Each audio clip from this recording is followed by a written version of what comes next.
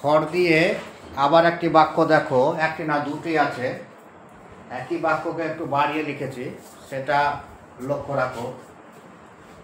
উপরের বাক্যটা হচ্ছে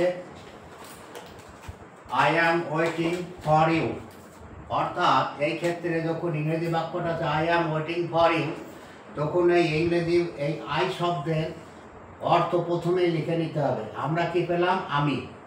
তারপরে শেষ থেকে বাংলা অর্থ বসাতে বসাতে যেতে হবে। কি হবে? আমি তোমার জন্য অপেক্ষা করছি। দেখো আমি এখানে তাই পেলাম, আমি তোমার জন্য অপেক্ষা করছি। তাহলে এখানে ফরের কি মানে হলো? ফরের মানে হলো জন্য।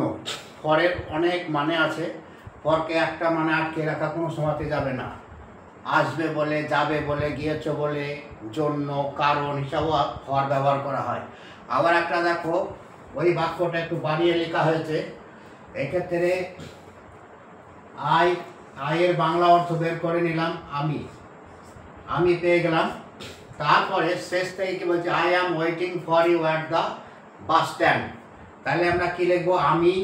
এবারে ইংরেজি শব্দগুলোর বাংলা অর্থ শেষ থেকে বসাতে বসাতে বা বুঝতে বুঝতে যেতে হবে।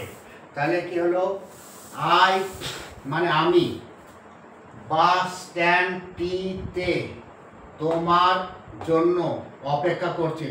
তাহলে কত সুন্দরভাবে বাংলা মানে বেরিয়ে যাচ্ছে। দেখো, আমি বাস স্ট্যান্ডটিতে তোমার জন্য অপেক্ষা করছি।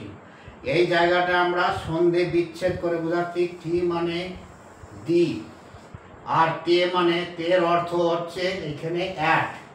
তের অর্থ হচ্ছে অ্যাট, আর এই টিয়ের অর্থ আমরা সবাই জানি, টিয়ের অর্থ হচ্ছে দি। দেখো সংখ্যার সঙ্গে সংখ্যা মিলে গেছে। বাস স্ট্যান্ডে 7 আছে, এখানেও 7 হয়েছে। টিতে 6 আছে নিচে, এখানেও 6। অ্যাটের নিচে আছে 5, এখানেও 5। ইউ এর নিচে আছে 4, এখানেও 4। ফরের নিচে আছে 3, এখানেও 3।